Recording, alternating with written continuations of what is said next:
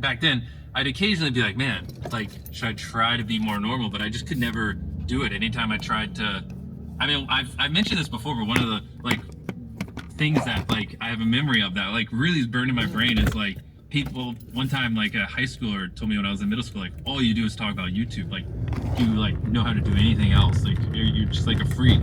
And I tried to like watch South Park, you know, because that's what a lot of people in my school watched. Fit in, and I just couldn't. I was like, this is such a waste of time.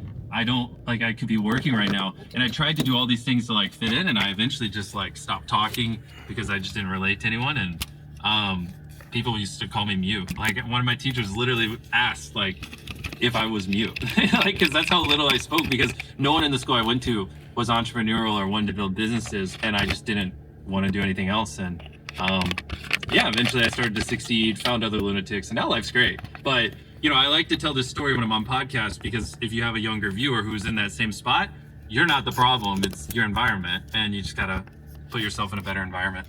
What about your parents, mum and dad? You talk about your mother a lot. Yeah. No, I don't.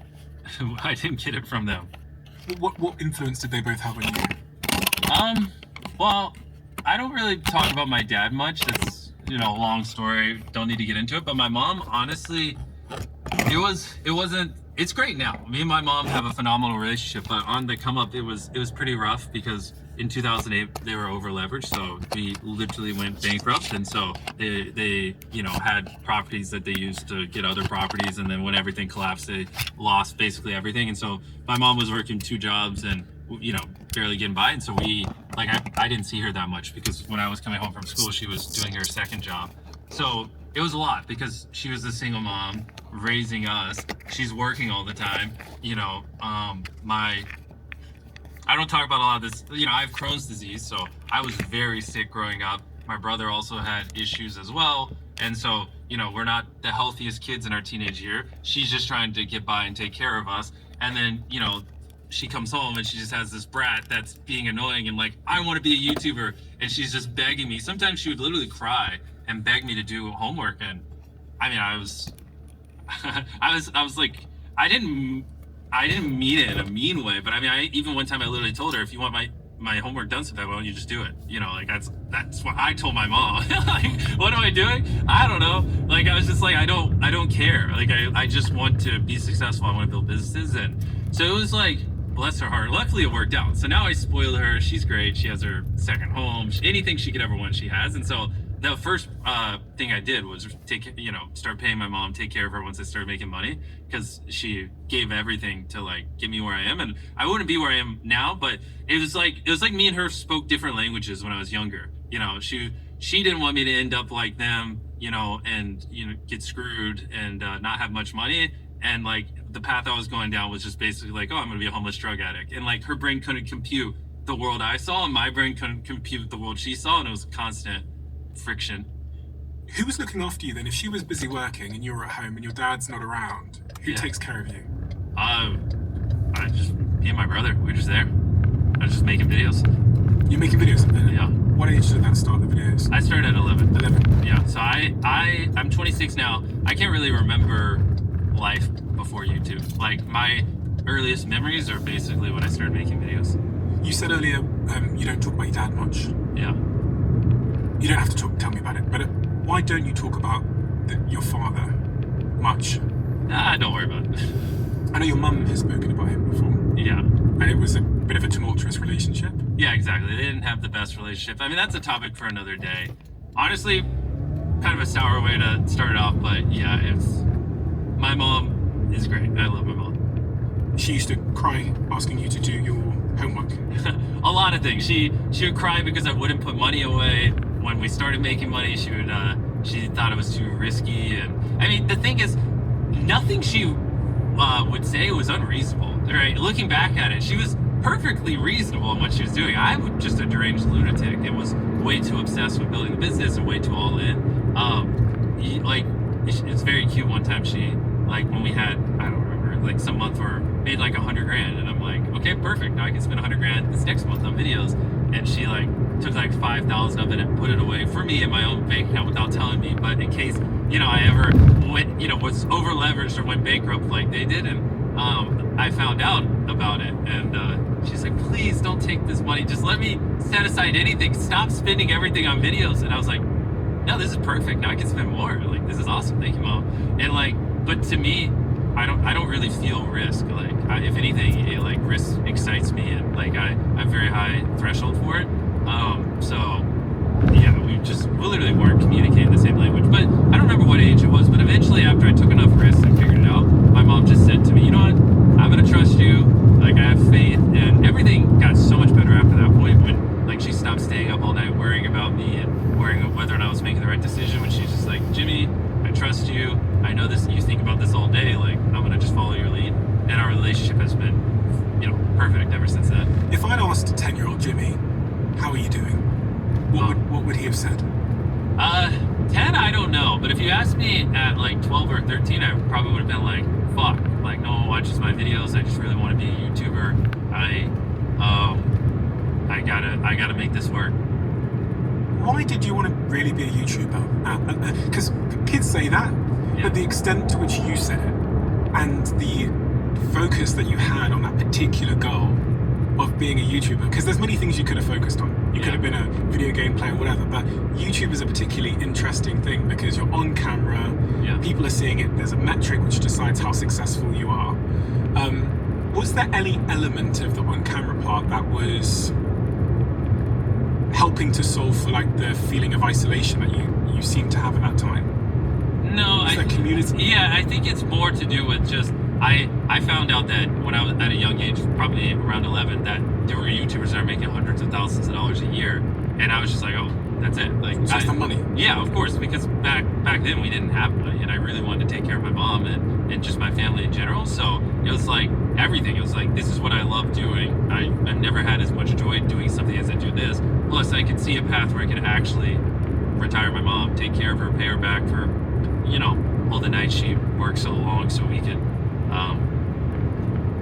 live comfortably and things like that. So it's just kind of, the thing is, one thing that irks me is when people try to like put someone's motivation into like one little bucket. Like we're very complex creatures, and like, you know, you have a girlfriend. I would never say, oh, you just like her because she's pretty, but you like her because she's pretty, but you probably also like her because she's smart. You probably also like her because, you know, she's fun to be around. She likes similar shows, blah blah. You probably, if we sat here for 10 hours, you could probably give me 1,000 reasons why you like your girlfriend. Yeah. So it's like, it's very annoying when people try to put why you like doing a certain job or building a certain business into one bucket. Oh, you just do it because of money. What if I do it because I like money and I enjoy it, and it's a way to do this, and it's a way to communicate with people and community and these other things, you know what I mean? And I think that's a common flaw we try to do. It's like, it's not that simple. I think it's a lot of people can't understand someone being so relentlessly focused on something with the level of like commitment and sustained commitment that you've shown. Yeah. And so, And I don't know how You know what I I agree, because it's very weird, like how, like I have an extreme obsession to the point where like I just think about stuff the same. Like for me, it's much easier to think about something 16 hours a day for 7 days straight than it is like to like gear shift constantly. I'm like really good at just obsessing over one thing more than anyone else on the planet. If I were to say what's my superpower, it's that I can just obsess endlessly about something, and I can just have the same thoughts over and over and over and over again. It's very weird. Like it wasn't like it was work for me grinding YouTube for those 10 years or whatever where no one was really watching it. It's just like kind of who I am. it would have had to have been a deep obsession because you were doing it when no one was really watching or paying attention, or really when the platform was. There's literally a day when I was 19 or 20 where I woke up, joined a Skype call with my friends, and where we like were reverse engineering, you know, why certain videos do well or whatever. And I remember that call being over 18 hours long, and then I hung up, went to bed, woke back up the next day, and instantly got back on the call and picked back. Like that was the level of like hours we were putting in. I mean, I didn't know anything besides just trying to make it happen. Was there anything else that you showed that level of obsession to? So at that age, no. I would say from 11 to 15, it was a mix of YouTube and baseball. But when I turned 15, I got Crohn's, and I went from like 190 pounds down to 139. I lost all the muscle I had, and so I was like, all right, I'm not playing baseball in college anymore. So then I was like, fuck it, that's just all in on YouTube. And And then up until really Feastables, it was basically just YouTube. Versus whatever, I never thought I would find like this kind of love for build. I thought it was specifically video making, but I have found over like the last 2 or 3 years, just in general, I just enjoy entrepreneurship, and I've been really deeply loving getting like obsessed with Feastables and other things. And so, which was very weird. Like when I first started a chocolate company, it was like kind of a side thing. But the more I started to work on it, I got a lot of the same highs I got when I was making videos, just in different ways. And so now I'm like, I know way too much about the chocolate industry. I'm like, it's pretty crazy. I never imagined I would have put the thousands of hours I've poured into building Feastables. And so I think just in general, I just really love solving consistent, complex, hard problems. I think that's like what gets me out of bed, and like the harder the problems, the more exciting it is. Consistent hard problems. I want to talk about that and also Feastables, but you mentioned Crohn's disease there. Yeah. And a lot of people don't know what that is and the impact it has on someone's life. Are you aware of it? I am, because I had a team member that had it. So in order to help support them at certain times when they had to leave and stuff like that.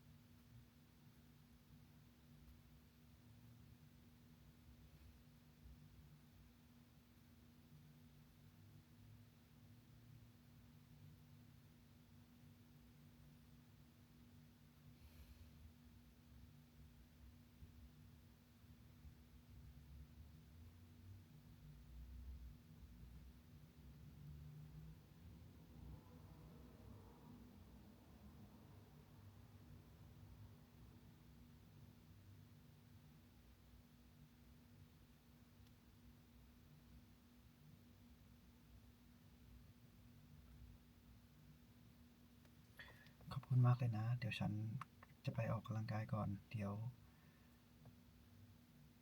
ถ้าคุณมีอะไรก็ทักมาได้ตลอดเลย